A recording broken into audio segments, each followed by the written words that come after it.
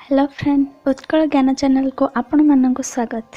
Friend, मु आज आपण मानक कहबी इम्यूनिटी पावर विषय रे एवं एही इम्यूनिटी पावर को किपरि घरे उपचार माध्यम रे आमे बढ़ाई पा किंतु वर्तमान पर्यंत आम चैनल को सब्सक्राइब करना ताहले सब्सक्राइब करंतु एवं पाखरे आसुथिबा बेल आइकन को प्रेस करंतु जहा फल रे मोर जे कोनोसी वीडियो अपलोड करिवे आपण माने सर्वप्रथम पाई परिबे। चलंतु वीडियोटी को स्टार्ट करिबा।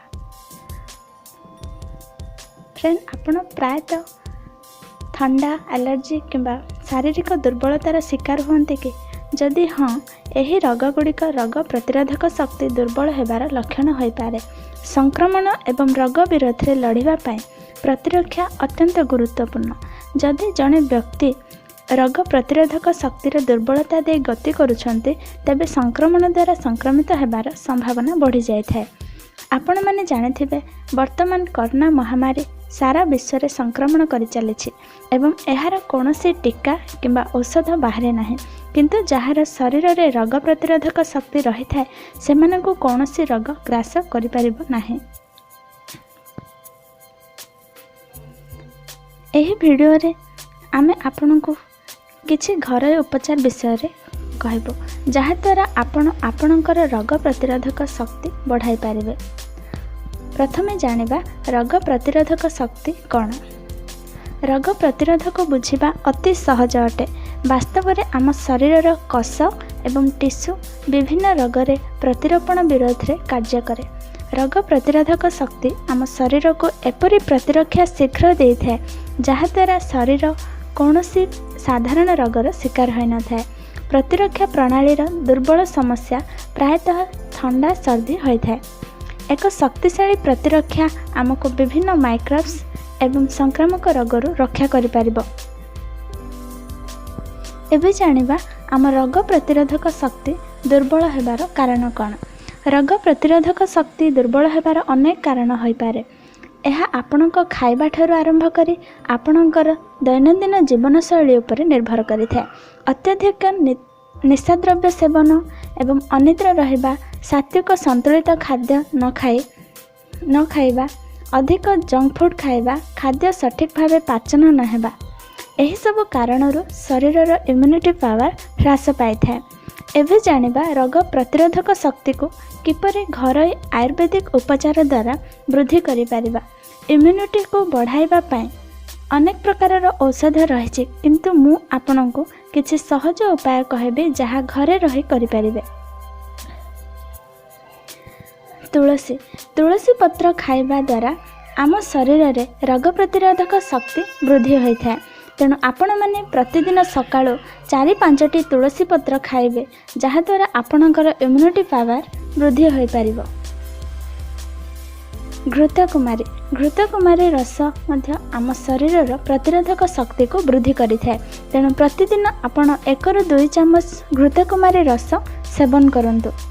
गिलय आयुर्वेद अनुसार गिलय समस्त संक्रमण रोगर मूलरू नष्ट करिଥାଏ एवं एहा सहित इम्यूनिटी पावर को वृद्धि करिଥାଏ। अँला नियमित अँलार सेवन द्वारा शरीर रे रोग प्रतिरोधक शक्ति वृद्धि होता है। अँलारे विटामिन सी भरपूर मात्रा रे रही। विटामिन सी थिबा फल गुड़िक रोग प्रतिरोधक शक्ति वृद्धि करिबारे बहुत सहायक होइथान्ते। अँला, लेंबू, खट्टा जातीय फल एहार सेवन कले शरीर रे इम्यूनिटी पावर को वृद्धि करिଥାଏ। गोलमरीच खाइबा द्वारा आम शरीर रे इम्यूनिटी पावर वृद्धि घटी है। यह प्रतिदिन आमे खाद्य रे शामिल करबा उचित। अदा साधारणतः स्वास्थ्य उपकार पर व्यवहृत हुए। यह रोग प्रतिरोधक शक्ति एवं एंटी इन्फ्लेमेटरी प्रतिक्रिया द्वारा शरीरर अनेक प्रकार रोग को भल करिपारे। एथिरे थिबा एंटी इन्फ्लेमेटरी गुण मांसपेशी जंत्रणा उपरे प्रभावशाली प्रभाव देखाई पारे। रसुण व्यवहार द्वारा रोग प्रतिरोधक शक्ति मध्य मजबूत होई पारिबो। एक वैज्ञानिक अध्ययन अनुसार रसुण रे इम्यूनो मेडुलेटरी गुण रही, जहाँ रोग प्रतिरोधक शक्ति क्षमता को बढ़ाइबारे सहायता करिଥାଏ। सबुज चा रोग प्रतिरोधक शक्ति को बढ़ाइबा पाई ग्रीन टी मध्य व्यवहार करा जाय पारे।